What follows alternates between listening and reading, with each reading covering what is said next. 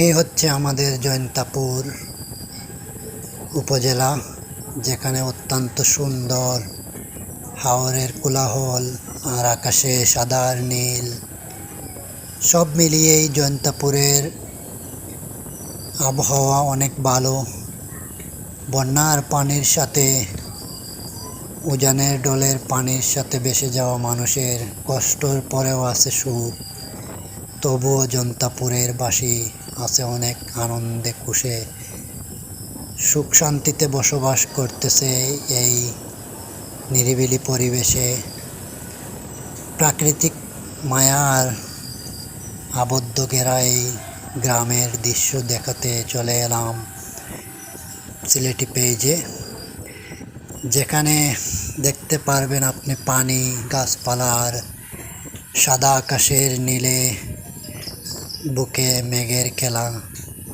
দেখে আমি গ্রামীণ এই দৃশ্য, গরু, ছাগল আর মহিষের সবুজ ঘাসের উপর এই দৃশ্য দেখে মন জুড়িয়ে যায়।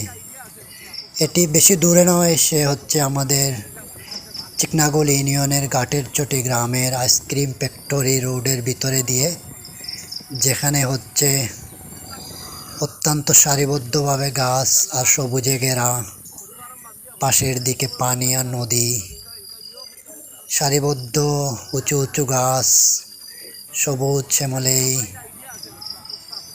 চিকনাগোল ইউনিয়ন।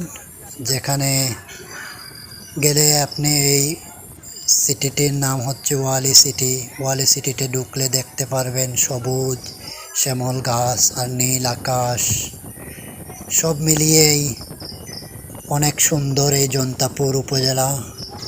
বাঘের চড়ক গেলে দেখা যায় নীল আকাশের বুকে মেঘের খেলা, পানির দৃশ্য বোঝা যায়, হাওর এলাকাতে বয়ে যাওয়া নদী, বিশাল সাগর। কিন্তু সাগর নয়, এই জমিনে শীতের মৌসুমে শুকিয়ে যায়, এখন হয়তো বন্যার পানিতে ভেসে অনেক নদী হয়ে ভরে গেছে।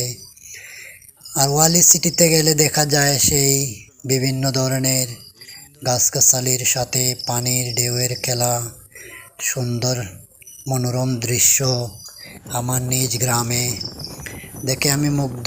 অনেক ভালো লাগলো এই দৃশ্য। আপনারা চাইলে দেখতে পারেন গিয়ে বটেশ্বর আইসক্রিম ফ্যাক্টরির ভিতরের দিকে ওয়ালি সিটির পাশে এই সবুজের সাথে ঘাস ফড়িংয়ের খেলা, নদীর সাথে মাছের